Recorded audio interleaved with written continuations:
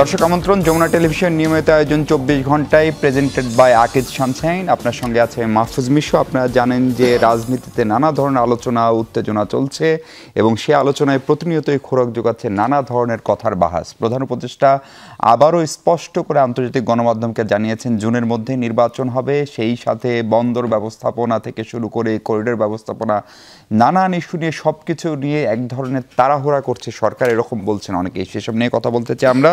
আলোচনার জন্য আমার সঙ্গে স্টুডিওতে আছেন এবি পার্টির চেয়ারম্যান অর্থাৎ আমার বাংলাদেশ পার্টির চেয়ারম্যান জনাব মুজিবুর রহমান মঞ্জু। মঞ্জু ভাই শুভেচ্ছা, স্বাগত আমাদের অনুষ্ঠানে আসার জন্য। আছেন প্রফেসর ডক্টর কাজী মারুফুল ইসলাম, উন্নয়ন অধ্যয়ন বিভাগের অধ্যাপক, ঢাকা বিশ্ববিদ্যালয়। স্যার স্বাগত আপনাকে। এবং আছেন জনাব আজিজুল বারী হেলাল, আজিজুল বারী হেলাল বিএনপির তথ্য বিষয়ক সম্পাদক। হেলাল ভাই কৃতজ্ঞতা জানবেন আমাদের সঙ্গে আপনি যুক্ত হয়েছেন।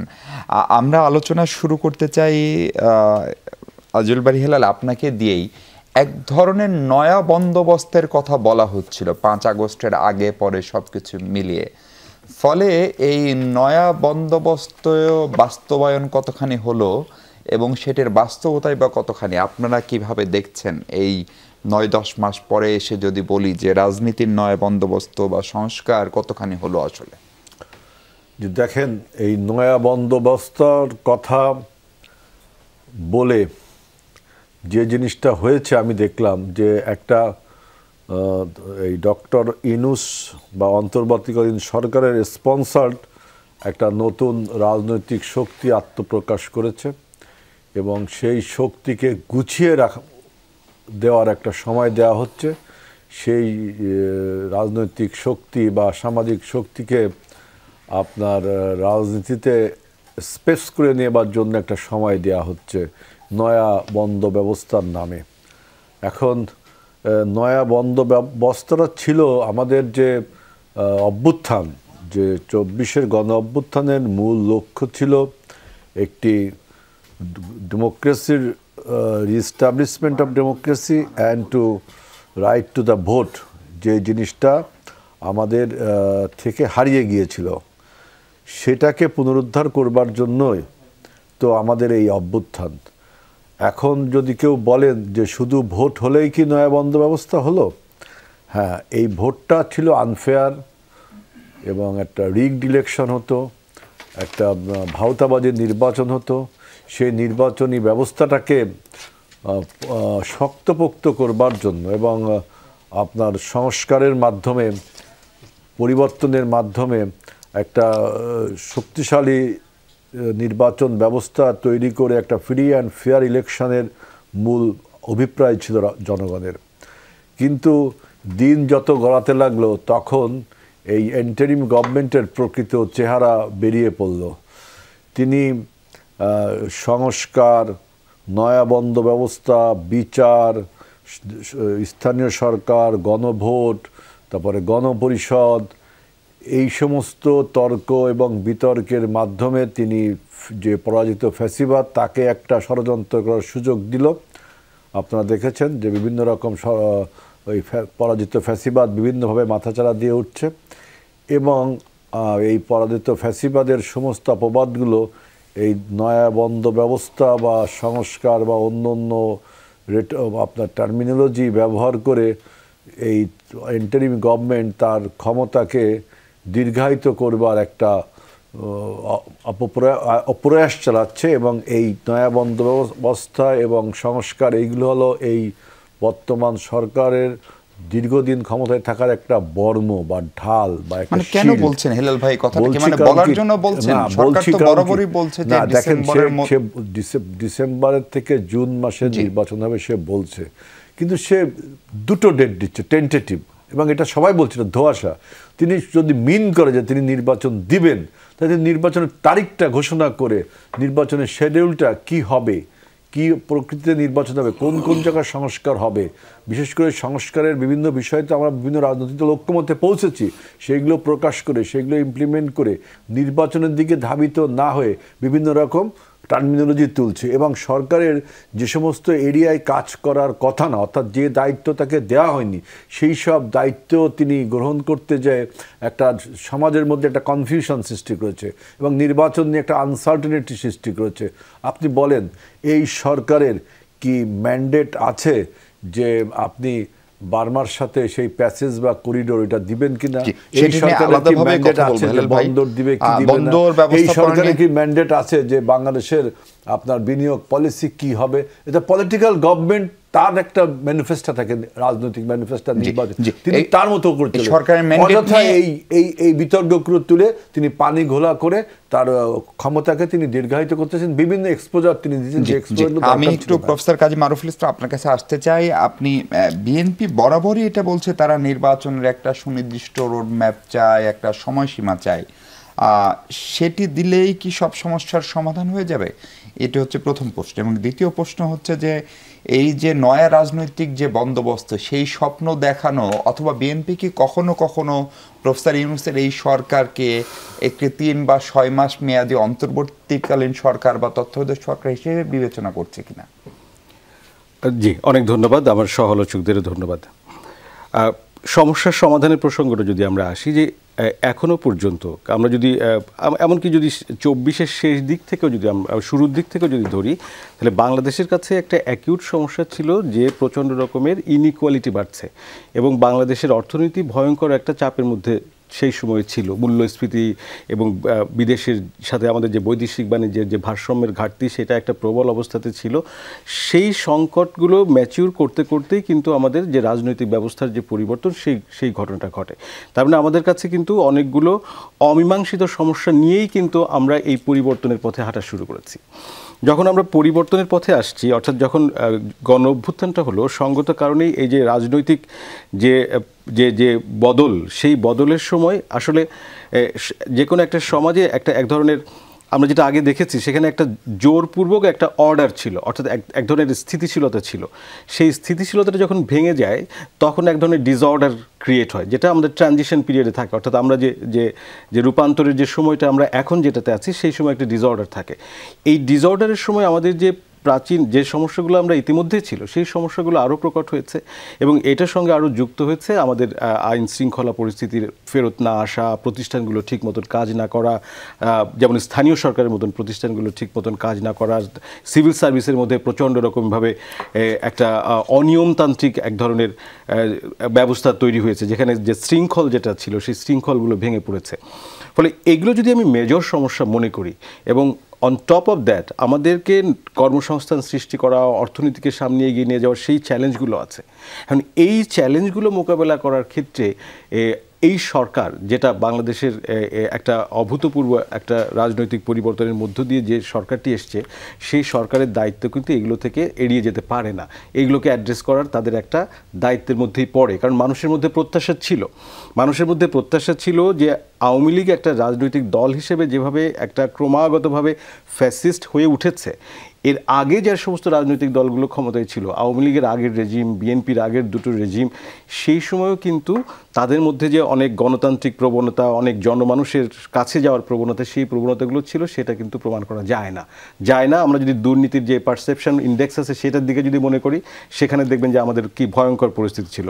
আমরা যদি দেখি আইন শৃঙ্খলা পরিস্থিতি, আমরা যদি নির্বাচনী ভায়োলেন্স, প্রত্যেকটা ইন্ডিকেটর আপনি দেখবেন এর আগে কিন্তু পরিস্থিতি খারাপ ছিল। তাহলে মানুষের আত্মত্যাগের বিনিময়ে যে নতুন সরকার, নতুন দেশ চাচ্ছে, সেই দেশের মধ্যে যে অ্যাকিউট যে সমস্যাগুলো, সেই সমস্যাগুলো মোকাবেলা কেন এরা করবে না, কেন এরা তার কোনো সমাধানের দিক নির্দেশ করবেন না? মানুষের কাছে এই প্রত্যাশা ছিলই, মানে অন্তর্বর্তী সরকার করবে, অন্তর্বর্তীকালীন সরকার এই প্রত্যাশা তো আছে। তাদেরকে কি সেই ম্যান্ডেট দিয়েছে? ম্যান্ডেট মানেটা কি? ম্যান্ডেট মানে হচ্ছে যে জনগণের আকাঙ্ক্ষাটা কি? আমরা আন্দোলনে কি দেখেছি? আমরা যদি দেয়াল লেখনের দিকে তাকাই, তাহলে মানুষ কি চেয়েছে?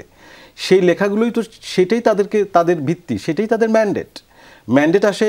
নির্বাচন একটা প্রতিষ্ঠিত পদ্ধতি, হচ্ছে যে জনগণের প্রত্যক্ষ ভোট, একেবারে সরাসরিভাবে আমরা বৈধ একটা তাদের কনসেন্ট নেওয়ার পদ্ধতি। কিন্তু এটার সঙ্গে একই সাথে যখন আমরা একটা বড় রকমের রাজনৈতিক অভ্যুত্থানের মধ্যে দিয়ে যাই, তখন ওই অভ্যুত্থান নিজেই যে শক্তিশালী যে যাদেরকে ক্ষমতায় নিয়ে আসে, তাদের প্রতি একটা দায়িত্ব আরোপ করে, অর্থাৎ তাদের প্রতি একটা ম্যান্ডেট আরোপ করে। ফলে এই সরকারের তো অবশ্যই এই সমস্যাগুলোকে দেখার তো একটা দায়িত্ব আছেই। এই সমস্যাগুলো নিশ্চিতভাবে এই অন্তর্বর্তীকালীন সরকার একটা স্বল্প মেয়াদের সরকার, নিশ্চিতভাবে এটার একটা সুনির্দিষ্ট মেয়াদ আছে, অর্থাৎ বড় লম্বা সময় যাবে না। কিন্তু এই সরকার এই সংকটগুলোকে উত্তরণের যে দিক নির্দেশ, যে কতগুলো নমুনা তৈরি করা, কতগুলো পথনির্দেশ তৈরি করা, সেটা তো তাদের কাছে মানুষের প্রত্যাশা আছেই, যে এমনভাবে তারা পথটা দেখিয়ে যাক যে এরপরে যারা নির্বাচিত সরকার আসবে তারা যেন ওই পথের কাছাকাছি থাকে। জি জি, পরিষ্কার। মঞ্জু ভাই, আপনার কাছে সরাসরি প্রশ্ন হচ্ছে, এই নতুন রাজনৈতিক বন্দোবস্তে গত 9 মাসে কি কি দেখলেন, নতুন কি কি পেলেন? আমরা দেখলাম যে নতুন একটি রাজনৈতিক দল হয়েছে এনসিপি, সেটি নিয়ে সবাই কথা বলেন। তারা একটি যুব ইউনিট করলো, যেটা বিএনপির ছিল, আওয়ামী লীগের ছিল, নিষিদ্ধ ঘোষিত আওয়ামী লীগের। তারা একটি আলেম ওলামাদেরকে নিয়ে একটি ইউনিট করতে যাচ্ছে, যেটি অন্য পুরনো সংগঠনগুলোর ছিল। তাহলে নতুন রাজনৈতিক বন্দোবস্তে ধরেন চাঁদাবাজি থাকবে কিনা, নতুন রাজনৈতিক ইয়েতে তদবির বাণিজ্য থাকবে কিনা, সেই ধরনের অভিযোগও উঠছে। ফলে সেইখানে মারুফ স্যার যেরকম বলছেন যে এই সরকার অনেক কিছু করার ইখতিয়ার বা ম্যান্ডেট রয়েছে, আপনিও সেটা মনে করেন কিনা, বা সেরকম আশাবাদের জায়গায় খানিকটা হতাশার জায়গাও তৈরি হয়েছে কিনা গত 8-9 মাসে? ধন্যবাদ মিশু, মারুফ ভাই এবং হেলাল ভাই আছেন, দর্শকবৃন্দকে শুভেচ্ছা। ম্যান্ডেট নিয়ে কথা উঠলেই কথা আসে যে ম্যান্ডেট নির্ধারণ করবে কে? আমরা যখন সরকার চালু হয়েছে তখন তো আমরা ম্যান্ডেট নিয়ে কোনো আলোচনা করি নাই, করতে পারতাম সেটা, কারণ এখানে রাজনৈতিক দলগুলোকে তো প্রথম ডাকা হয়েছে, তারপরে সেখানে ছাত্ররা অন্তর্ভুক্ত হয়েছে। তখন আমাদের ফোকাস ছিল যে আমরা একটা গ্রহণযোগ্য কাদেরকে আমরা সেখানে বসাবো। ডক্টর ইউনূসের নামটা আসাতে সবাই স্বস্তির নিঃশ্বাস ফেলেছে, ওনাকে নিয়ে করেছেন। এটার বায়োলেটারাল একটা এগ্রিমেন্ট হতে পারত। প্রফেসর ইউনূস শুরুতেই বলতে পারতেন যে আচ্ছা, আমি যে আসলাম, আমার কি কি কাজ করবো, এটা আপনাদের সাথে আমি এটা কনসাল্ট, একটা টিওআর কি আমার এটা করতে পারতেন। কিংবা আমরা রাজনৈতিক দলগুলো বলতে পারতাম যে আপনাকে আমরা অ্যাকচুয়ালি আমাদের এক্সপেকটেশন হচ্ছে এতদিনের মধ্যে আপনি এই কাজগুলো করবেন। তো এটা যেহেতু হয় নাই শুরুতে, এবং এটার ব্যাপারে আমরা এখনও কেউ বলছি না, বা হয়তো আমরা কখনো কখনো বলছি এটা ম্যান্ডেট কি আছে কি, এটা নাই কি। আসলে আমরা তাহলে ওনাদের কাছে ইলেকশন চাচ্ছি কিসের ভিত্তিতে? এই সরকারের কাছে ইলেকশন চাচ্ছি কেন? তো এক সরকার বলতে পারে এটা কি আমার ম্যান্ডেট? এটা চাচ্ছি কেন? কারণ অতীতে ইন্টারিম গভর্নমেন্টগুলোর কাজই হচ্ছে, আমি যেটা বলি, ইন্টারিম গভর্নমেন্টের জন্ম হয়েছে ঐকমত্যের ভিত্তিতে, আর এটার মৃত্যু হবে ইলেকশনের মধ্যে দিয়ে। ইলেকশন করে ক্ষমতা হস্তান্তর করে তার কাজটা শেষ হবে। তাইলে অটোমেটিক্যালি আমরা বলতে পারি যে ইলেকশন তার একটা ম্যান্ডেট। এখন উনি যখন সরকারের প্রধান উপদেষ্টা মানে প্রধানমন্ত্রীর কার্যালয়ে বসেছেন এবং মন্ত্রণালয়গুলো ভাগ করেছেন, তখন প্রতিদিন যেমন বন্যা আসলে বন্যা নিয়ন্ত্রণ করবে না এই সরকার, বন্যা পরিস্থিতি মোকাবেলা করবে না, ডে টু ডে অ্যাক্টিভিটিস তো করবে। আজকে যদি সীমান্তে কোনো উত্তেজনা দেখা দেয়, সে সীমান্তে ইন্টারভেন করবে না। ধরেন আজকে এই যে আমাদের বাণিজ্যের নিয়ে ভারত একটা টেনশন তৈরি করছে, অর্থাৎ ডে টু ডে অ্যাফেয়ার্সের পাশাপাশি যে পেন্ডিং যে সমস্যাগুলো আছে সেই জিনিসগুলোতে করবে। এখন যে কথাটা খুবই ভাইটাল যে বন্দরের মতো জায়গায় দেওয়ার ব্যাপারটা নিয়ে সরকার কীভাবে সিদ্ধান্ত নেবে। হ্যাঁ, বন্দর, করিডোর, এই জাতীয় অনেকগুলো সিদ্ধান্ত আছে যেগুলো আমরা খুশি হতাম সরকার যদি এগুলো কনসালটেশন প্রসেসের মধ্যে দিয়ে করতো।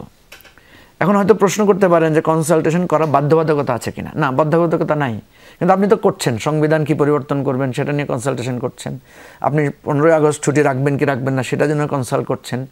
ভারতে যখন আমাদের বিরুদ্ধে অপপ্রচার চালাচ্ছে তখন সবাই কিনে ঐক্যবদ্ধ হয়ে একটা কনসালটেশন করছেন। সো আপনি যদি এগুলো নিয়ে একটা কনসালটেশন প্রসেসে যান, যেটা প্রফেসর ইউনূস কিন্তু বলেছেন যে বন্দর আমাদেরকে একটা কঠিন সিদ্ধান্ত নিতে হবে, যে যাই বলুক আমি এটা না চাইলেও তাদেরকে বুঝাইতে হবে। এই যে বুঝাইতে হবে, এই জিনিসটা আপনি আগে বুঝাতে পারতেন, অথবা আপনি যখন এই ধরনের একটা সিদ্ধান্ত প্রকাশ করছেন আপনার একটা প্রিপারেশন দরকার যে কী কী কোশ্চেন রেজ করতে পারে। আমাদের সিকিউরিটি ভাইটাল কোশ্চেন রেজড হবে, আমরা সিকিউরিটি মেজার কীভাবে করব, এখানে যখন কনস্পিরেসি হবে, কোন দেশের ইন্টারভেনশন ঘটবে, তখন আমরা কি করব। 2 নম্বর হচ্ছে যারা আসবেন তারা তো অবশ্যই তাদের বাণিজ্যিক লাভ করে আসবেন, তারা তো আমাদেরকে মানে আমাদের মানবতার সাহায্য করতে তো আসছেন না। তাহলে এখানে তো একটা উইন পলিসি থাকতে হবে যে ওদের উইনিং কন্ডিশনটা কি, আমাদের উইনিং কন্ডিশনটা কি। সরকার যদি এই জিনিসগুলো আগে এক ধরনের একটা করে আলোচনা করে এই ধরনের ডিসিশনে যেতেন তাহলে হয়তো আজকে এই প্রশ্নটা আসতো না। সরকারের মধ্যে একটা বিরাট দ্বিধা আছে কিন্তু, যেমন ধরেন সরকার যদি ছাত্রদেরকে আন্দোলন করতে বাধা দেয় তাহলে একটা প্রশ্ন উঠবে যে সে তো আওয়ামী লীগের মতো বাধা দিচ্ছে, যেটা যে পুলিশ হামলার কারণে কথা উঠছে। আবার সে যখন বাধা দিচ্ছে না যখন আপনার এখানে বসে সে ঠান্ডা পানি বিতরণ করছে তখন সবাই প্রশ্ন তুলতেছে, ও মা কি জামাই আদর করতেছে কেন, আন্দোলন করতে ঘেরাও করতে জামাই আদর করে, সবাইকে তো জামাই আদর করেনি। না, আমি বললাম আর কি যে এই যে কোশ্চেনগুলো রেজ করতেছে, সে কাকে জামাই আদর করবে, কাকে গরম পানি মারবে, এই যে আপনি যে প্রশ্নটা তুললেন আর কি, যে নতুন রাজনৈতিক বন্দোবস্তের জায়গাটা। এখন দেখেন আমাদের, আপনি তো মিডিয়াতে কাজ করেন, মিডিয়াতে আমরা কাজ করতে গিয়ে দুটো জিনিস শিখেছি, একটা হচ্ছে কাট আউট আর একটা হচ্ছে ডিজলভ হয়ে, যেটা যারা এডিটর তারা খুব ভালো জানেন। মানুষের চোখে আরাম লাগে হচ্ছে ডিজলভটা, কাট আউটটা চোখে ধাক্কা খায়। এখন আমি যেটা মনে করি, নতুন রাজনৈতিক বন্দোবস্ত রাতারাতি হঠাৎ করে হবে না। নতুন রাজনৈতিক বন্দোবস্তের সাথে সাথে কিছু পুরানো বন্দোবস্তের অভ্যাসও আমাদের তো অভ্যস্ত হয়ে গেছি তো আমরা। এই যে আমরা মোটরসাইকেল নিয়ে করা, মানে কি বলে, শোডাউন করা, পোস্টার করে মানে একদম এলাকা ছেয়ে ফেলা, এগুলো তো পুরানো রাজনৈতিক বন্দোবস্ত। এটা হয়তো রাখতে হবে আপনাকে, কারণ কাউন্টার পলিটিক্সে তো, পাওয়ার পলিটিক্সে তো আপনাকে আপনার প্রতিদ্বন্দ্বীকেও বিট করতে হবে। পাশাপাশি আপনি নতুন কি প্রস্তাবনা দিচ্ছেন, এটা সত্য যে তরুণদের কাছ থেকে আরও বেটার একটা অপশন লোকজন প্রত্যাশা করেছিল, সেই জায়গাটায় কিছুটা হতাশা আছে, এটা কোনো সন্দেহ নাই। কিন্তু আমি যেটা মনে করি, আমরা এখন আশাহত হওয়ার সময় আসে নাই। এই যে আমাদের যে একটা সমালোচনার প্রসেস, সেটা জারি রাখতে হবে। মঞ্জু ভাই, আরেকটা কথা হচ্ছে, ধরেন এই আদালতের রায়ে চট্টগ্রামের মেয়র শাহাদত সাহেব তিনি বসে চট্টগ্রাম সিটি কর্পোরেশন চালাচ্ছে, ঢাকা দক্ষিণ সিটি কর্পোরেশনে ইশরাক সাহেব বসলে সরকারের কি সমস্যা? এটা নিয়ে কেন দিনের পর দিন আন্দোলন করতে হচ্ছে? 20 দিন হয়ে গেছে হাইকোর্টের অর্ডার, তারপরেও ঢাকা দক্ষিণের মতো একটি জনবহুল এবং গুরুত্বপূর্ণ জায়গায় সেইখানে কেন তাকে বসতে দেওয়া হচ্ছে না, কার স্বার্থে বসতে দেওয়া হচ্ছে না, এই প্রশ্ন বিএনপি তুলেছে। কারণ সেখানে একজন উপদেষ্টাও নাকি সেখানে, যেহেতু তিনি স্থানীয় সরকার বিভাগের উপদেষ্টা, সেখানে একটু অফিস করেন। ফলে ইশরাককে যদি জনগণ চাই, সরকার কেন বসতে দিবে না? এবং এইসব ইস্যুতে আপনারা যারা জুলাই আন্দোলনের স্টেক হোল্ডার ছিলেন, আপনারা কেন কথা বলেন না, সেই প্রশ্নের উত্তর শুনবো। দর্শক, তার আগে আবার একটা বিরতি নিই, আমাদের সঙ্গে থাকবেন নিশ্চয়ই। দর্শক, আরেকবার স্বাগত 24 ঘন্টায়। আমরা কথা বলছি সমকালীন পরিস্থিতি নিয়ে। মুজিবুর রহমান, যে আপনার কাছে বিরতির আগে প্রশ্ন ছিল, ইশরাক মেয়র হিসেবে শপথ নিলে কার কি সমস্যা, কেন এই শপথটা নিতে দেওয়া হচ্ছে না, এবং কেন এই প্রশ্ন তোলার সুযোগ দেওয়া হচ্ছে, যেহেতু স্থানীয় সরকার মন্ত্রণালয়ের একজন উপদেষ্টা যিনি বৈষম্য বিরোধী ছাত্র আন্দোলনের নেতা ছিলেন, তার স্বার্থে আঘাত লাগবে কিনা এরকম প্রশ্ন উঠছে, তার একজন ব্যক্তিগত কর্মকর্তার বিরুদ্ধে দুদক তদন্ত চলছে। ফলে অনেক ষড়যন্ত্র তত্ত্ব খোঁজার সুযোগ কেন দিচ্ছে সরকার? আপনি জিজ্ঞেস করেছিলেন যে কেন আমরা এটা নিয়ে কথা বলি। এখানে বিষয়টা হচ্ছে যে অ্যাকচুয়ালি আমরা তো চাই যে বিতর্ক, মানে অহেতুক বিতর্কে কম জড়িয়ে আমাদের এই ন্যাশনাল ইউনিটিটাকে রেখে আমরা যেহেতু একটা সংস্কার এবং নির্বাচনের পথটাকে গুরুত্ব দিচ্ছি, এটাকে আমরা প্রায়োরিটি দিচ্ছি। দেখেন, এটা সত্য কথা যে এখানে কিছুটা আইনি ব্যাপার তো আছেই, যে চট্টগ্রাম সিটি কর্পোরেশনের মেয়র একটা নির্বাচনী ট্রাইব্যুনালে উনি মামলা করেছেন, ওই সময় করেছেন, এটাকে নিয়ে লম্বা সময় ফাইট করেছেন, উনি এটা করেছেন। কিন্তু এখন প্রশ্ন হচ্ছে যে নির্বাচনটাকে আমরা অবৈধ বলেছি, যে নির্বাচনটাকে আমরা প্রত্যাখ্যান করছি, সেই নির্বাচনের বিজয় হয়ে কিন্তু আমরা আবার মানে ক্ষমতায় বসছি বা দায়িত্বে বসছি। তো এটাতে কোশ্চেন অফ মোরাল মানে পজিশন, যে আমি যে নির্বাচনটাকে প্রত্যাখ্যান করছি সেই নির্বাচনটাতেই আমি আবার বসছি। তো এই যে নির্বাচনে অংশ নিয়ে কি সেটাকে প্রত্যাখ্যান করা যায় আসলে? না, ধরেন যে নির্বাচনের ফলাফলকে আমি প্রত্যাখ্যান করেছি, নির্বাচনের প্রসেসটাকেই তো আমি বলেছি যে এই নির্বাচন মানি না। এখানেও দেখেন একই কথা, ঢাকায় যেটা হয়েছে যে এই নির্বাচন বাতিলের জন্য আবেদন করা হয়েছে। তাহলে যে নির্বাচন আমি বাতিলের জন্য আবেদন করছি, সেই নির্বাচনে যখন আমি আবার বিজয়ী হব, এই একটা প্রশ্ন তৈরি হচ্ছে। এখন সব কথার মূল কথা হচ্ছে আদালত তো রায় দিয়েছে। আপনি যে বলছেন যে সিম্পল আমি একটা পজিশন তো নিতে পারছি না এখন, কারণ আমি যখন চিন্তা করব যে আদালত রায় দিয়েছে এবং নিশ্চয়ই আমরা এটা আস্থা রাখতে পারি, আদালত তো নিশ্চয়ই সমস্ত বিষয় বিবেচনায় নিয়েছে, নিশ্চয়ই এখানে তর্ক বিতর্ক হয়েছে, বিভিন্ন আলোচনা হয়েছে। এখন আদালতের রায় দেওয়ার পরে যে কথাটা আমরা শুনলাম যে সেখানে হয়তো এক ধরনের ম্যানিপুলেশন হয়েছে, ইনফরমেশনের ম্যানিপুলেশন হয়েছে। আবার একটা প্রশ্ন এসেছে যে এই সিটি কর্পোরেশনের মেয়াদই তো শেষ হয়ে গেছে, মানে এই নির্বাচনেরই মেয়াদ শেষ হয়ে গেছে। তো এখন এখানে কোশ্চেনটা হচ্ছে কি, দেখেন এটা কিন্তু আগেও বিএনপিকে ফেস করতে হয়েছে এবং আমাদেরকেও ফেস করতে হয়েছে। আপনি যখন 18-র নির্বাচনকে আমরা প্রত্যাখ্যান করলাম এবং সেই নির্বাচনে যখন বিএনপির আপনার কয়েকজন এমপি হলেন, 7 জন, এবং তারা যখন আবার গিয়ে শপথ নিলেন, এটা নিয়ে হিউজ তখন আমরা বিব্রতকর পজিশনে পড়েছি যে নির্বাচনটাকে আমরা বলছি এটা একটা মানে ফেক ইলেকশন, আমার শত শত প্রার্থীরা ঘর থেকে বেরোতে পারে নাই, প্রচারণা চালাতে পারে নাই সেই নির্বাচনে, এবং অনেকগুলো কন্ট্রোভার্সিয়াল ইস্যু সেখানে রেজ করেছে। সেই জায়গায় দেখা গেল যে বিএনপি হঠাৎ করে সিদ্ধান্ত নিল যাওয়ার জন্য। এখন রাজনৈতিক দল অনেক সময় কৌশলগত জায়গায় যায়, কৌশলগত দিক আর নীতিগত দিক। এই নীতি আর কৌশলের মারপ্যাঁচটা তো আছেই, যে জায়গাটাকে আমরা বলছি যে পুরানো রাজনৈতিক বন্দোবস্ত। আমার প্রশ্নটা খুব স্পষ্ট, ধরেন ইশরাককে মেয়র করলে আপনি যদি নতুন নির্বাচন দেন তাহলে তো মেয়াদ অটোমেটিক শেষ হয়ে যাবে বিধান অনুযায়ী, সে তো আইনগতভাবে মেয়র হওয়ার যোগ্য, এখন তিনি তো বিজয়ী প্রার্থী। জি জি, না এখানে যেটা হয়েছে যে এখন যে আপিল করলো, ধরেন তখন নির্বাচন কমিশন কেন আপিল করলো না? সে ফর এক্সাম্পল রায়টা তো ইলেকশন কমিশনের বিরুদ্ধেই হয়েছে, তাই না? তাহলে আমরা যেটা দেখি যে ইলেকশন কমিশন যখন ডিফিট করে, ইলেকশন কমিশন তো একটা অ্যাপিল করার কথা, তাহলে অ্যাপিল করলো না কেন? এটা একটা প্রশ্ন উঠেছে, এবং এটাই আমরা দেখলাম যে স্থানীয় সরকার মন্ত্রণালয়ের সাথে মানে নির্বাচন কমিশনের এখানে একটা মানে একটা ট্রাসেল হয়েছে বা একটা বিতর্ক হয়েছে। আমি কিন্তু পার্সোনালি এই বিষয়টা নিয়ে আমি উপদেষ্টাকে জিজ্ঞেস করেছিলাম যে আচ্ছা এই জায়গাটায় আপনাদের আসিফ মাহমুদকে যে আপনাদের এখানে সমস্যাটা কোথায়? তারা বলছে এটার অথরিটি তো আমরা শপথ দিব কি দিব না। তখন আমি দেখলাম যে আসিফ মাহমুদ এটার বিপক্ষে অবস্থান নিয়েছে। আসিফ মাহমুদ শপথ নিতে দিচ্ছেন না? না, আসিফ মানে মন্ত্রণালয়, আমি যদি বলি ব্যক্তি বা আমি বলবো সরকার, আমি বলবো গভর্নমেন্ট কি, ঠিক আছে? ব্যক্তি তো এখন সেটা তো আলাদা ব্যাপার, মন্ত্রণালয়ের প্রধান নির্বাহী হিসেবে সরকার যেহেতু এখানে দুইটা পার্ট, একটা হচ্ছে যে স্থানীয় সরকারের নির্বাচনের দায়িত্ব হচ্ছে স্থানীয় সরকার মন্ত্রণালয়ের, তারাই ডেট ঘোষণা করে, ইলেকশনটা কন্ডাক্ট করে ইলেকশন কমিশন।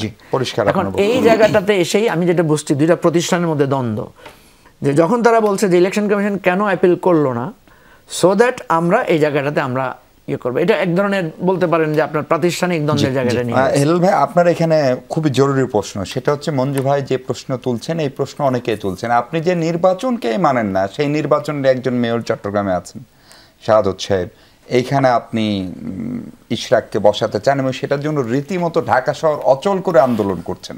এইটা বিএনপি দলীয়ভাবে কোনো কথা কিন্তু বলেনি, শুধুমাত্র যিনি সংক্ষুব্ধ, যিনি মেয়র ক্যান্ডিডেট ছিলেন, এটা তারই একটা বিষয়। এই ব্যাপারে দলীয়ভাবে আমরা এখনো কোনো কথা বলিনি। কিন্তু আমি যে প্রশ্নটা এখন বলতে চাচ্ছি ডক্টর মারুফের কিছু কথার, কিন্তু আপনারা তো ইশরাককে নাও করেন। এটা তো বললাম যে ইশরাক আমাদের দলের একজন প্রার্থী ছিল, সে সংক্ষুব্ধ, সে এটা হাইকোর্ট একটা অবজারভেশন দিয়েছে, তার সেটা নিয়ে সে কথা বলছে। আমি এই বিষয়ে পার্টি যদি কোনো মন্তব্য করি, এটা ওনার ব্যক্তিগত অবস্থান। ব্যক্তিগত অবস্থান। আমি ডক্টর মারুফের কিছু বিষয় নিয়ে আর্গুমেন্ট করতে চাচ্ছি, যে আমি জানতে চাই যে এই যে ইন্টারিম গভর্নমেন্টের জুরিডিকশনটা কত বড় in terms of political discourse, তার জুরিডিকশনটা কত বড়, তার ডোমেইনটা কত বড়, তার সেই ডোমেইনে ডোমিনেশনটা কতটুকু থাকবে, এইটা হলো আমার প্রশ্ন। দেয়ালে লেখা থাকলে সেইটা তার জুরিডিকশনের মধ্যে পড়ে, এটা কিন্তু রাজনৈতিক লিটারেচারে নেই। কারণ আমরা যখন এরশাদ বিরোধী আন্দোলন করেছিলাম তখন আমরা দেয়ালে লিখতাম যে ক্যান্টিনে আপনার ন্যায্য মূল্যে খাদ্য দিতে হবে, ক্যান্টিনে সুব্যবস্থা করতে হবে, শিক্ষা উপকরণের দাম কমাতে হবে, বই খাতায় অনেক অনেক কথা লিখতাম, শিক্ষাঙ্গন সন্ত্রাসমুক্ত, আরও অনেক কথা লিখতাম, বুঝছেন, যে বাস ভাড়া বৃদ্ধি কমাতে হবে, তাই না? কিন্তু মূল কথা যেটা, সেটা হলো যে এরশাদকে পদত্যাগ করতে হবে এবং একটা নির্বাচিত সরকার ক্ষমতায় থাকবে, কোনো অটোক্রেটিক গভর্নমেন্ট ক্ষমতায় থাকতে পারবে না, আনইলেক্টেড, তাই তো? এইবার যে 24-এর গণ অভ্যুত্থানটা ছিল, তার মূল যে এই গণ অভ্যুত্থানটা একদিনই শুরু হয়নি। আপনি যদি জুলাই থেকে শুরু করেন তাই তো আপনি বিপ্লবকে খণ্ডিত করলেন। রাশিয়ার বিপ্লব শুরু হয়েছে 15 বছর ব্যাপী, কমিউনিস্ট বিপ্লব, শেষ 10 দিন, দুনিয়া কাঁপানো 10 দিন, বই পড়েছেন আমরা। আপনি কি ওই 10 দিনের বিচার করে আপনি কি ওই 15 বছরকে রিড করবেন? আপনার এই যে সিরিয়ায় যেটা হলো 11 বছর ব্যাপী যুদ্ধ, লাস্ট 15 দিনের একটা মোমেন্টাম তৈরি হলো। আমাদের এই জুলাই বিপ্লব, এই 24-এর গণ অভ্যুত্থান স্পার্ক করলো কখন? স্পার্কটা করলো কখন? 17 বছরে যে চলমান আন্দোলন, যে বাংলাদেশে একটা অনির্বাচিত 3বার নির্বাচনকে বিভিন্নভাবে আপনার ম্যানিপুলেট করলো, আমি ডামি করলো, রাতের ভোট দিনে করলো, তারপরে আপনার বিনা ভোট করলো, তারপর নির্বাচনী সমস্ত ইনস্টিটিউশনগুলো ভেঙে ফেললো, বাংলাদেশের সমস্ত ইনস্টিটিউশন, আমাদের ডেমোক্রেটিক যে ইনস্টিটিউশন সব ভেঙে ফেললো। এই সবের বিরুদ্ধে আমরা বক্তব্য দিয়ে লাস্টে বললাম যে এই সরকারকে পদত্যাগ করতে হবে। সেই পদত্যাগের আন্দোলন যখন চলছিল তার মধ্যেও অনেক আন্দোলন হয়েছে, যেমন কোটা বিরোধী আন্দোলন হলো। এখন যদি মনে করেন যদি কোটা সরকার মেনে নিত, চাকরির কোটা, তাহলে কি আন্দোলন বন্ধ হয়ে যেত আপনার ধারণা? আন্দোলন তো চলছিল।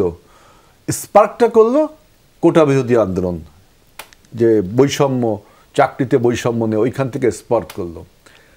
তখন দেয়ালে কি লেখা ছিল যে আমার ভাই মূল্য কেন, অমুক মূল্য কেন, কি লেখা ছিল যে পুলিশের সংস্কার করতে হবে, প্রশাসনের সংস্কার করতে হবে, দুদক সংস্কার করতে হবে, সংবিধান সংস্কার করতে হবে, নারী কমিশন বানাতে হবে, আইন আদালত সংস্কার করতে হবে। এই কথাগুলো আমরা এই বিএনপি আপনার যখন স্বৈরাচার তখন থেকে বলে আসছি, তখন থেকে আমরা বলে আসছি। এবং কি জন্য বলছি যে হাসিনাকে পদত্যাগ করে একটা নির্বাচিত সরকার হতে হবে, এই কথাগুলো তখন থেকে আমরা বলে আসছি। আজকে হাসিনা মুক্ত যুগে যারা বলছেন তাদের সাথেও আমরা একমত। তার মানে এই না যে আপনার যে আমি যে জুরিডিকশনের কথা, এই সরকারের প্রধান এবং প্রথম লক্ষ্য হওয়া উচিত যে একটি জনপ্রতিনিধিত্বমূলক সরকার প্রতিষ্ঠা করা। এর বাইরে আর কোনো বক্তব্য দিলে সেটা পলিটিক্যাল গ্রামারে, পলিটিক্যাল লিটারেচারে এটা হয় না। আপনি বইয়ের কথাই বলতে পারেন, বুকিশ অনেক কিছু বলতে পারেন যে আপনার এই সরকার পুলিশ সংস্কার করবে, এই সরকার দুদক সংস্কার করবে, এই সরকার নারী কমিশন করবে, সমস্ত কথা বলবে। দেখেন এই যে কাজগুলো সরকার করবে, এই কাজগুলো রেটিফাই করবে কিনা আপনি বলেন, রেটিফাই করবে কিনা, তাই না? তো পরবর্তী যে গভর্নমেন্টটা রেটিফাই করবে না, তাহলে আপনার এই কাজগুলো তো অশ্বডিম্ব হবে যদি পরবর্তী সরকার রেটিফাই না করে। আমি লেজিটিমেটলি আরেকটি দেখেন আমরা কেন এই কথাগুলো বলছি, যে এই ধরনের সরকার এবার এই প্রথম না। এটা ইন্টারিম গভর্নমেন্ট, কিন্তু 91 সালে একটা সরকার এসেছিল, তিনি 3 মাসে নির্বাচন দিয়েছে, 96 দিয়েছে, 2001 সালে দিয়েছে। কিন্তু 2007 সালে যে নির্লজ্জ এবং যে ভয়ানক পরিস্থিতি সৃষ্টি করেছিল এই সমস্ত টার্মিনোলজি ব্যবহার করে, সংস্কার করা দায়িত্ব, রাষ্ট্র মেরামত এবং রাষ্ট্র লাইনচ্যুত হয়েছে, তাকে ক্রেন দিয়ে তুলতে হবে, এই টাইপের টার্মিনোলজি তুলে এমন একটা অবস্থা সৃষ্টি করলো, 17 বছরের একটা ফ্যাসিবাদ জন্ম দিয়েছিল। আজকে যদি অযাচিতভাবে সরকারের যে দায়িত্ব, যে ডোমেইন এরিয়া, যে to hold a free and fair election, এর বাইরে গেলে আবারও কিন্তু 111 এর মতো একটা আপনার কত বছরের একটা ফ্যাসিবাদ জন্ম নেবে, বা নিজেই কি যে ফ্যাসিবাদ হয়ে উঠবে কিনা সেই প্রশ্ন দেখা দেয়। স্যার, প্রফেসর কাজী মারুফ, আপনার যে বক্তব্য নিয়ে হেলাল ভাইয়ের আপত্তি, তার সঙ্গে আমি আরেকটা কথা দেখেন, আমি ডক্টর মাহফুজ উদ্দেশ্যে বলছি, এটা কিন্তু বিপ্লবী সরকার না, এটা কিন্তু অভ্যুত্থানের সরকার, এটা ধারাবাহিক সরকার। এবং এটা বিপ্লবী সরকারও দাবি করে না, বিপ্লবী সরকার, বিপ্লবী সরকার সব ক্যান ডু এভরিথিং, কিন্তু এটা অভ্যুত্থানের সরকার। প্রফেসর কাজী মারুফ, আপনার কাছে যে প্রশ্নটা সেটা হচ্ছে, প্রফেসর ইউনূস এখনো বলছেন 26শে জুনের মধ্যেই ভোট, তারপরেও বিএনপির সঙ্গে এই যে একটা তীব্র অনাস্থার সংকট মনে হচ্ছে, সেটি কেন হলো এটি একটু বুঝতে চাই। দ্বিতীয়ত হচ্ছে যে প্রফেসর ইউনূস একাধিক গণমাধ্যমে ইন্টারভিউ দিয়ে তিনি অন্তত 3 বার বলেছিলেন যে আওয়ামী লীগকে নিষিদ্ধের কোনো পরিকল্পনা নেই, কিন্তু সেটা হয়েছে এবং আন্দোলনের মুখেই হয়েছে। ফলে আন্দোলনের মুখে যদি বলে যে প্রফেসর ইউনূসকে আমরা 5 বছর ক্ষমতায় চাই, যেটা কেউ কেউ বলছেন, উপদেষ্টারাও কেউ কেউ বলছেন, 5000 লোক এসে যদি বসে, তাহলে প্রফেসর ইউনূস কি শেখ হাসিনা সরকারের পূর্ণ মেয়াদটা পূরণ করতে পারে? আবারও ধন্যবাদ। আমি আমার দুই পাশে 2 রাজনীতিবিদ থাকার সুবাদে যেটা হয়েছে যে ওনারা বিজ্ঞ রাজনীতিবিদ, তাদের সাথে আমার পার্থক্য হচ্ছে ওনারা যত কথা বলতে পারেন আমি ততটা পারি না। ওনাদের সময় থেকেও অনেক বেশি বলেন, ফলে আমার জন্য মুশকিল হয় যে সবগুলো প্রশ্নের উত্তর দেওয়ার সমস্যা হতে পারে। বাট আমি একটা আপনার প্রশ্ন থেকে ধরতে চাই, এবং আমি অবশ্যই আজিজুল বারী হেলাল আপনাকে অনেক ধন্যবাদ দিতে চাই যে আপনি প্রসঙ্গটা তুলেছেন, এবং আমি আশা করি যে আমি একটু সুযোগ পাবো যে ওই প্রশ্নগুলোর কিছুটার কথা বলার। প্রথমত হচ্ছে যে আজকের অন্তর্বর্তীকালীন সরকারের প্রধান অধ্যাপক ইউনূস কতদিন থাকবেন সেটা সংক্রান্ত কথা বলার কোনো ইখতিয়ার আমার নেই, মানে কোনো বিদ্যা বুদ্ধিও আমার নেই। আমি কোনো গুণিন না, ফলে আমার পক্ষে বা কেউ এরকম কোনো প্রজেকশন করা সম্ভব না যে এই সরকার কতদিন থাকবেন কিংবা থাকবেন না। কিন্তু কোনো একটা সরকার, সেটা নির্বাচিত সরকার, কিংবা অনির্বাচিত সরকার, অর্থাৎ যারা রাষ্ট্র ক্ষমতা পরিচালনা করেন, তার থাকার কতগুলো প্রিকন্ডিশন আছে। সে ক্ষমতা চালাতে পারেন, তার প্রিকন্ডিশনগুলোর মধ্যে একটা হচ্ছে বা প্রধানতমটা হচ্ছে যে তার একটা গ্রহণযোগ্যতা, লেজিটিমেসির প্রশ্ন, জনগণের কাছে তার একটা গ্রহণযোগ্যতা থাকতে হবে। দ্বিতীয়ত হচ্ছে এই সরকার তার যে পরিচালনার অঙ্গগুলো আছে, যেমন সামরিক বাহিনী, যেমন পুলিশ, যেমন আমলাতন্ত্র, এদের উপরে সে নিয়ন্ত্রণ প্রতিষ্ঠা করতে পারে কিনা, যেটা দিয়ে পরিচালনা করতে পারবেন। এবং একই সাথে এই সরকার তার যে এক্সটার্নাল কাউন্টার পার্ট আছে, বিদেশে যে সমস্ত পক্ষগুলো আছে, তাদের কাছে সে গ্রহণযোগ্য একটা এন্টিটি হিসেবে কাজ করতে পারেন কিনা, এটা হচ্ছে তার একদম ন্যূনতম শর্ত থাকতে হবে। তো এই শর্তগুলো যতক্ষণ পূরণ করতে পারে কোনো একটা দল বা পক্ষ বা শ্রেণী, ততক্ষণ সে নির্বাচিত হোক অথবা অনির্বাচিত হোক, সে রাষ্ট্র ক্ষমতা পরিচালনা করতে পারে। ফলে আজকে এই অন্তর্বর্তীকালীন সরকারের প্রধান ভিত্তিটা কি? আজকে প্রধান যে রাজনৈতিক দলগুলো যারা এই মুহূর্তে কাজ করছে, তাদের একটা সমর্থন আছে, আমি মনে করি যে এখনও আছে, তারা শুরু থেকেই দিয়ে এসছেন, ফলে সেই সমর্থনটা উনি এনজয় করছেন। একই সাথে সাধারণ মানুষ যারা রাজনৈতিক দলগুলোর বাইরে আছে, তাদেরও একটা সমর্থন কিন্তু এই সরকারটা এনজয় করছেন। এটা আমার কথা হচ্ছে, এটা কিভাবে আপনি প্রমাণ করবেন? প্রমাণ করতে হওয়ার এটা একটা রাস্তা, যদি যারা সমর্থন করছেন না তারা যদি এই পরিমাণ শক্তিশালীভাবে মোবিলাইজড হতে পারে যে এই সরকারকে অচল করে দিতে পারে, তাহলে বোঝা যাবে যে এই সরকারের সমর্থন নেই। তো যতক্ষণ পর্যন্ত এই সরকারকে অচল করে দেওয়ার মতন একটা পক্ষ, একটা বিরাট মোবিলাইজেশন না হবে, ততক্ষণ পর্যন্ত এই সরকার চাইলে থাকতেই পারে। থাকবে কিনা থাকবে না সেটা আমি জানি না, কিন্তু এটা হচ্ছে যেটা হেলাল ভাই বললেন যে রাজনৈতিক, এটা হচ্ছে রাজনীতি। এই রাজনীতিতে যদি এই সরকার টিকে যেতে পারে, তাহলে সে অনেক দিনই থাকতে পারে। আবার একটা ফাইট ইনভাইট করছেন? আমি ইনভাইট করছি না, আমি ব্যাখ্যা করার চেষ্টা করছি যে ব্যাপারটা এইরকম। যমুনায় যে করাই মব হলো, তাই তো প্রত্যেকবার যথেষ্ট রকম মব না বলেই উনি থাকেন। ঠিক আছে, আমি ব্যাখ্যা করার চেষ্টা করছি, আমি কোনো কিছু ইনভাইট করছি না, যে পরিস্থিতিটা এরকম ব্যাখ্যা করছেন। তো এরকম এই জায়গা থেকে যেমন আমি ফিরতে চাই আবার হেলাল ভাই প্রসঙ্গে, যে পুলিশ সংস্কার, সংবিধান সংস্কার, নারী সংস্কার, এই সংস্কার কথাটা অসংখ্য দেয়ালে লেখা আছে। এই পুরো জুলাইয়ের আন্দোলনের অন্যতম একটা জনগণের প্রতিপক্ষ হিসেবে দাঁড়িয়েছিল পুলিশ। সাধারণ মানুষ গত 15 বছরে তো বটেই, গত স্বাধীনতার পর থেকেই বলা যেতে পারে পুলিশ এবং মানুষের মধ্যে একটা বিশাল দূরত্ব, সেই দূরত্বটা আওয়ামী আমলে প্রচন্ড বেড়েছে। জুলাইতে এসে এটা ভয়ঙ্করতম হয়েছে। কিন্তু ফলে পুলিশের তার সবচেয়ে বেশি নির্যাতনের শিকার 100 বার। ফলে পুলিশের পরিবর্তন, পুলিশ যেভাবে চলছে, তার যে প্রশাসন, তার ব্যবস্থাপনা, এটা সবার দাবি, এটা সমস্ত মানুষের দাবি। তাহলে এই দাবিটা যদি এই সরকার রেসপন্ড না করে, এটা তার দায়িত্ব না যে কোনোভাবে সেখানে সে রেসপন্ড করবে। এটাকে কিভাবে শেষ পর্যন্ত সাজাবে, সেই সাজানোর কাজটা অবশ্যই একটা পরের সরকার আসবে, নির্বাচিত সরকার, তারা এটা দায়িত্ব নেবেন। কিন্তু তার যে পথরেখাটা, সেটা এরা এটা করে দিতে পারেন না, এটা তাদের কাছে প্রত্যাশা আছে না। আপনার মূল প্রশ্ন যেখানে ছিল যে পুরনো রাজনৈতিক বন্দোবস্ত আর নতুন রাজনৈতিক বন্দোবস্ত, আমি খুশি এবং আমি অবাক হচ্ছি না যে হেলাল ভাই তাদের আগের লিগাসিটাকে অস্বীকার করছেন না। যে 91-তে যে সরকারটা হয়েছিল, সেই অর্থাৎ 90-এর আন্দোলনের পরে সেই সরকার, সেই সময় কিন্তু আমাদের 3 জোটের রূপরেখা ছিল, এবং দুর্ভাগ্যজনকভাবে আমরা দেখেছি যে সেই সময় যারা নির্বাচিত হয়ে আসলেন যে রাজনৈতিক দল, সেই 3 জোটের রূপরেখার কথা ভুলে গেলেন। অর্থাৎ আমরা এই অন্তর্বর্তীকালীন সরকার দিয়ে যার কাছে ক্ষমতাটা হস্তান্তরিত হলো, সে কিন্তু তার যে পুরনো যে প্রতিশ্রুতি, সেই প্রতিশ্রুতি থেকে সরে গেলেন। তাহলে আমরা আবারও আজকে নির্বাচনের কথা বলছি, আবারও আমরা সমস্ত প্রত্যাশা একটা নির্বাচিত দলের কাছে দিয়ে দিব, এবং উনি এসে ভুলে যেতে পারেন, সেই সম্ভাবনার কথাও হেলাল ভাই বলছেন। এবং সেই সম্ভাবনার কথা সমস্ত দেশের মানুষ সজাগ যে এই সম্ভাবনাটা এবারও হতে পারে। অর্থাৎ সেই সম্ভাবনাটা হতে পারে বিধায় সম্ভাবনা অথবা আশঙ্কা, সেটার সেই আশঙ্কার কথা বিবেচনা করেই মানুষ ভাবছে যে কোনো নতুন বন্দোবস্তের দিকে যাওয়া যায় কিনা। সেই বন্দোবস্তের একটা অন্যতম অনুষঙ্গগুলো হচ্ছে সংস্কার। অবশ্যই সেই সংস্কারের জায়গায় যাওয়ার প্রশ্ন আছে।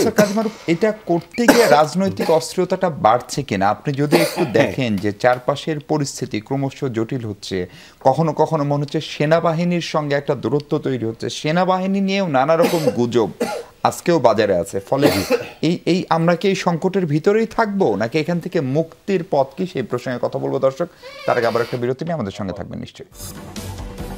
দর্শক ধন্যবাদ সঙ্গে থাকার জন্য। স্বাগত যারা এই মুহূর্তে যুক্ত আছেন। প্রফেসর কাজী মারুফুল ইসলাম তুষার আছেন, উন্নয়ন অধ্যয়ন বিভাগের শিক্ষক। প্রফেসর কাজী মারুফ, আপনার কাছে প্রশ্ন হচ্ছে, এক ধরনের অস্থিরতা কিন্তু বাড়ছে, সেটা কেন বাড়ছে? কিংবা প্রফেসর ইউনূসের সরকার যদি ঠিকঠাক মতো দেশ চলতো, তাহলে বিএনপি বা সরকারের বিরুদ্ধে এরকম অবস্থানে যাবে কেন? সবকিছু ঠিকঠাক মতন চলছে না এই ব্যাপারে কিন্তু আমার কোনো দ্বিমত নেই, এবং আমি সারা দেশের মানুষের মোটামুটি একমত যে আসলে সবকিছু ঠিকঠাক মতন চলছে না। এখন ঠিকঠাক মতন চালানোর যারা পক্ষ, তার মধ্যে অন্তর্বর্তীকালীন সরকার একটা পক্ষ, কিন্তু এর বাইরে অন্তর্বর্তীকালীন সরকার তার সমস্ত শক্তি রস এটা গ্রহণ করেন হচ্ছে সমাজ থেকে, রাজনৈতিক দলগুলো থেকে, জনগণের কাছ থেকে।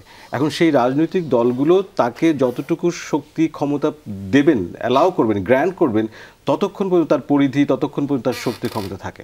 ফলে আজকে আপনি দেখেন যে অস্থিরতা চলছে সারা দেশেই, বিভিন্ন রকমের অস্থিরতা আছে, সেই অস্থিরতাগুলোর ম্যানেজ করার জন্য যে প্রতিষ্ঠানগুলো, সেই প্রতিষ্ঠানগুলো যে কোনো একটা ট্রানজিশন পিরিয়ডে আমরা যেটা বলি, সেটা হচ্ছে যে ধরেন একটা অভ্যুত্থান হলো, তারপরে রিফর্ম ডিজাইন হবে, রিস্ট্রাকচার হবে, এবং তারপরে রিস্টাবলিশড হবে। এই যে স্টেজটা আছে, এই যে অতিক্রমের একটা পর্যায়গুলো আছে, এর মধ্যে এই রিফর্ম থেকে রিস্ট্রাকচারের যে স্টেজ, এটা খুব ফ্রাজাইল থাকে, এটা খুব ভঙ্গুর থাকে। ফলে এই সময় মানুষ বা প্রতিষ্ঠানগুলো, যেমন ধরা যাক, আমি যদি একটা ছোট উদাহরণ দিই, যে স্থানীয় সরকার, সারা দেশে আপনি দেখবেন যে স্থানীয় সরকার প্রতিষ্ঠান এখন আর অলমোস্ট এক্সিস্ট করছে না, কলাপস করেছে। তারপরে এই প্রতিষ্ঠানটা কি শেপ পাবে, এর যারা চালক তারা কি জাতীয় ভূমিকা পালন করবেন, এটা অনির্দিষ্ট হয়ে গেছে। আমাদের কিন্তু আইন আছে, বহুদিনের চর্চা আছে, তারপরেও কিন্তু এটা কাজ করছে না।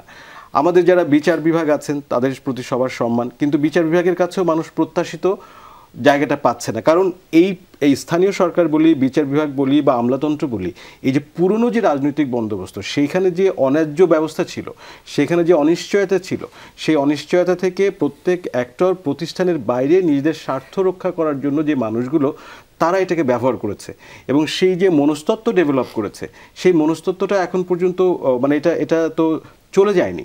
ফলে এখন এই অন্তর্বর্তীকালীন সরকারের এই যে একটা পরিবর্তনের সময়, এই পরিবর্তনের সময়ও তখন এই প্রতিষ্ঠানগুলো এক ধরনের ওই পুরনো অভ্যেসটাকে কিন্তু দেখার চেষ্টা করছে, সেই পুরনো অভ্যেসের জায়গা থেকে কিন্তু আচরণ করার চেষ্টা করছে। ফলে আপনি সিভিল সার্ভিসের মধ্যে দেখবেন অস্থিরতা, তারা মনে করছে এক দল চলে গেছে, আমাদের নিশ্চয়ই এই দলের সমর্থনে যদি কাজ না করি তাহলে আমাদের বিপদ হবে। ওই স্থানীয় সরকারের ক্ষেত্রে তাই, বিচার বিভাগের ক্ষেত্রেও তাই। ফলে ওই পুরনো অভ্যেসটাই কিন্তু রয়ে গেছে, সেই অভ্যেসের অনুযায়ী কিন্তু অস্থিরতা চলছে। পুলিশও তাই, যে পুলিশ ভাবছে যে আমার নিশ্চয়ই এদের মতন করে কাজ করতে হবে, ফলে আমি এই দলের প্রতি এইরকম আচরণ করব, ওই দলের প্রতি এরকম আচরণ করব, যেভাবে সে আগে করে এসেছে। ফলে এই ট্রানজিশনের পিরিয়ডটাতে প্রতিষ্ঠানগুলো আসলে আমাদেরকে গড়ার জন্য যদি সবাই সমর্থন না দেয়, তাহলে কিন্তু এই অস্থিরতার কালটা আরও দীর্ঘায়িত হতে পারবে। জি হেলাল ভাই, এই অস্থিরতার কাল তাহলে কি দীর্ঘায়িত হবে? এবং এই সরকার তো নিঃসন্দেহে বিএনপির সমর্থন নিয়ে আসা সরকার, এখনো সমর্থন করছে আমরা। এখন আমার ডক্টর মারুফের কাছে প্রশ্ন, ট্রানজিশনাল পিরিয়ড মানে কোনো পারপেচুয়াল ব্যবস্থা তো না, একবার পারপেচুয়াল ব্যবস্থা না তো। ট্রানজিশনাল পিরিয়ডে আপনি এত আওতা বাড়িয়েছেন আপনি কাজের, তো বললাম তো যে আপনি বলছেন পুলিশ, সিভিল সার্ভিস, স্থানীয় প্রশাসন সব ভেঙে পড়েছে, তাহলে সেগুলোকে ঠিক করবে। ঠিক করলে কি ওইটাই অ্যাবসুলেট? প্রথম কোশ্চেন হলো তার কাছে যে এই যে reformation, is it A absolute term, না এটা একটা relative term? Absolute term, relative term. আজকে যে সংস্কারটা প্রয়োজন মনে হচ্ছে, এটা কালকে তার উপযোগিতা হারাতে পারে অবশ্যই। সুতরাং এটা একটা নিরন্তর প্রক্রিয়া, এটা কন্টিনিউয়াস প্রসেস। আপনি সব ঠিকঠাক করবেন তারপরে যুদ্ধে নামবেন, এইটা আমি বুঝি না এটা কোন ধরনের থিওরি। আর একটা কথা দেখেন যে উনি বলছেন যে সরকারকে যদি কেউ চ্যালেঞ্জ করতে পারে, তা আমি তো দেখলাম সরকার যমুনার সামনে কতবার হারলো, যমুনার সামনে গেলেই সরকার হেরে যাচ্ছে, এবং তিনি তার দাবিদার ন্যায্য হোক আর অন্যায্য হোক পরীক্ষা না দিয়ে পাশ করে যাচ্ছে। ন্যায্য হোক অন্যায্য হোক সরকার হেরে যাচ্ছে, তাদের সরকারের পদত্যাগ করা উচিত। তাহলে তো আপনারা পারেন না, আমরা তো যাইনি, আমরা তো, কারণ কি ডক্টর মারুফ যেটা বলছে যে যদি তিনি না থাকেন সরকার, তাহলে যে আনসার্টেনিটি তৈরি হবে এটা উনি ফোরকাস্ট না করতে, আমরা তো বুঝছি যে যদি আজকে এই সরকার কোনোভাবে ব্যর্থ বা আপনার ভেঙে পড়ে, তাহলে বাংলাদেশের পলিটিক্যাল যে আনসার্টেনিটি হবে আমরা তো সেটা চাবো না। সেটা ডক্টর মারুফ যেটা বলছে যে যদি চ্যালেঞ্জ করে সরকারের কাছে কেউ কিছু করতে পারে তাহলে সরকারের ম্যান্ডেট আছে, তো সরকারের তো এখন ম্যান্ডেট নেই অ্যাকর্ডিং টু হিজ থিওরি, যে যমুনার সামনে গেলেই তিনি মেনে নিচ্ছেন ন্যায্য অন্যায্য, তাই সরকার তার ম্যান্ডেট থাকে না, জনগণের মানে তার প্রতি সমর্থন থাকে না। আর একটা কথা বলছে পুরনো রাজনৈতিক ব্যবস্থা, এর দ্বারা উনি কি 53 বছরে রাজনৈতিক ইতিহাসকে এবং রাজনৈতিক দলগুলোকে মেলাইন করতে চাচ্ছে? আপনি তো বলতে পারতেন যে মাফিয়া সংস্কৃতি চালু হয়েছিল গত 17 বছরে বা বিগত বছরে, যদি পুরনো রাজনৈতিক বন্দোবস্ত বললেই আমার কাছে মনে হয় those the people we are মানে involved in politics we are criminal and we are demanding the election that it is a criminal offense. I think so, মানে according to his voice, যে পুরনো রাজনৈতিক বন্দোবস্ত 53 বছর দেশটা স্বাধীন হলো, এই রাজনৈতিক দলগুলোর কত আপনার ভূমিকা রয়েছে। উনি একটা কথা বললেন যে 3 জোটের রূপরেখা নাকি মানা হয়নি। পলিটিক্যাল হিস্ট্রিতে যান, 3 জোটের রূপরেখা কি ছিল? 3 জোটের রূপরেখা ছিল এরশাদ ক্ষমতা ত্যাগ করে মওদুদকে দিবে, মওদুদ সেই ক্ষমতা দিবে শাহাবুদ্দিনকে, মানে বিচারপতি শাহাবুদ্দিন সাহেব আবার তিনি ক্ষমতা ত্যাগ করে তিনি আবার তার পূর্ব পদে ফিরে যাবে। আরেকটা ছিল কয়েকটা দফার মধ্যে আরেকটা দফা ছিল যে রেডিও টেলিভিশনের স্বায়ত্ত শাসন, এবং রেডিও টেলিভিশনের স্বায়ত্ত শাসন কতটুকু ছিল কি ছিল না। আমি তাই বলছি যে মানুষ বারবার বলে 3 জোটের রূপরেখা পুনরায়, এটা ঠিক না, বরঞ্চ 3 জোটের রূপরেখা যেটা ছিল না যে পার্লামেন্টারি ফর্ম অফ গভর্নমেন্টের দেশে ফিরে আসতে হবে, সেইটা এটা 3 জোটের রূপরেখায় ছিল না। এটা পরবর্তীতে আপনার রাজনৈতিক দলগুলো যখন উত্থাপন করছে 91 তখন বিএনপিটা আপনার মেনে নিয়েছে। সুতরাং এই কথাটা ঠিক না। আর একটা দেখেন দেশে যে তিনি বলছেন যে 3 জোটের তিনি বলছেন যে পথরেখা দিতে হবে, এই সংস্কারের পথরেখা। সংস্কারের পথরেখা তো বিএনপি বহু আগে দিয়েছে, বরঞ্চ বলেন যে এই সরকারকে to hold a free and fair election দেওয়ার জন্য একটা পথরেখা দিলে এই অস্থিরতা কমবে। এটাই শেষ সময় আমরা রাজনৈতিক অস্থিরতা নিয়ে কথা বলছিলাম, এর ভিতরে আমরা দেখছি আমাদের সেনাবাহিনীকে কেন্দ্র করেও নানা ধরনের গুজব। সেনাবাহিনী আমরা যদি এই জুলাই আগস্ট গণ অভ্যুত্থান যেটা বলি, সেখানেও সেনাবাহিনী জনগণের সঙ্গে ছিল এবং সম্ভবত সেটি এটাকে আরো ত্বরান্বিত করেছে। সেনাবাহিনী নিয়ে যে সমস্ত গুজব ছড়ানো হচ্ছে তাতে আসলে কোন পক্ষ লাভবান হচ্ছে বা কেউ আদৌ লাভবান হচ্ছে কিনা?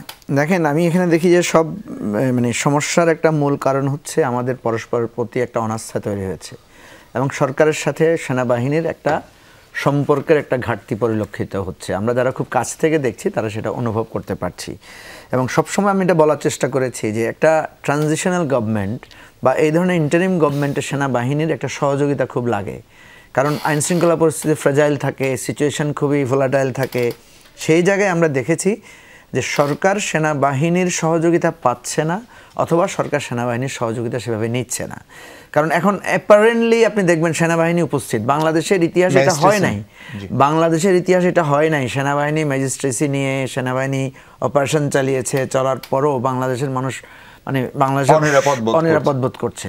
এই জায়গাটা মানে অনেকে এগুলো বলতে চান না। আমি আপনাকে বলি সেটা হচ্ছে একটা হচ্ছে ফর্মাল আউটলুক আর একটা হচ্ছে ইনফর্মাল আউটলুক। ইনফর্মাল আউটলুক অনেক কথা আমাদের বলা দরকার যেগুলো হয়তো মানুষ বলতে চায় না।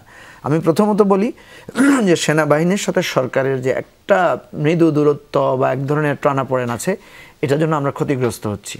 বিএনপির সাথে সরকারের যে অবিশ্বাসের সম্পর্কটা তৈরি হচ্ছে, দেখেন আমি কিন্তু এখানে সরকারকে দায়ী করব এই কারণে যে শুরু থেকে বিএনপি কিন্তু এক ধরনের সহযোগিতার মনোভাবে ছিলেন এবং এখানে যে উপদেষ্টারা নিয়োগ হয়েছেন আপনি দেখেন ম্যাক্সিমাম উপদেষ্টার সাথে বিএনপির ভালো সম্পর্ক ছিল। সালাউদ্দিন আহমেদ থেকে শুরু করে আদিলুর রহমান খান, আসিফ নজরুল, এটা তো আপনি জানেন গত লম্বা সময় ধরে এদের কোনো না কোনোভাবে সম্পর্ক ছিল।